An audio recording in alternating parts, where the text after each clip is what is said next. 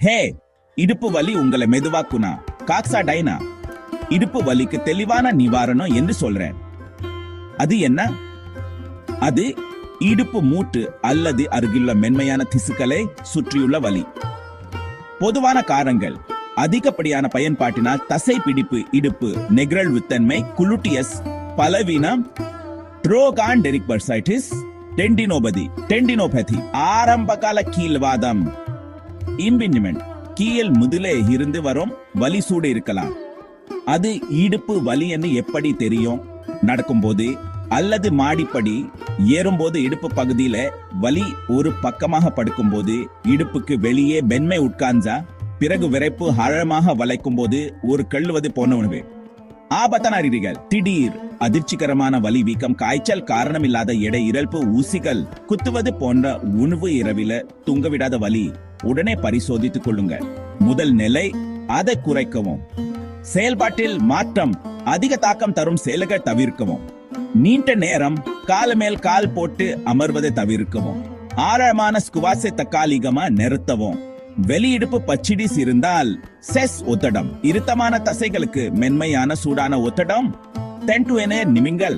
நீண்ட தூரம் ஓடுவதற்கு பதிலாக குறுகிய நடைபயிற்சிகள். பயிற்சி செய்யும் போது பிறகும் வலி தெற்கு மேல் இருக்கக்கூடாது.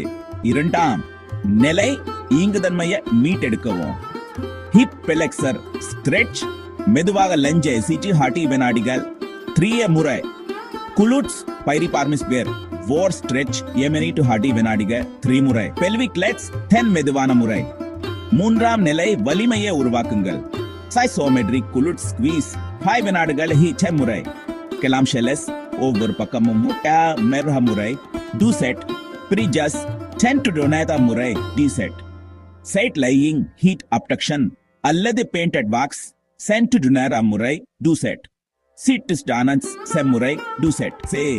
தினசரி குறிப்புகள்: ஒவ்வொரு 30 நிமிடங்களுக்கும் உடல் நிலையை மாற்றிக் கொள்ளுங்கள். முழங்கால்களுக்கு இடையில தலையணை வைத்து தூங்குங்கள். ஆதரவான காலணிகளை அணியுங்கள்.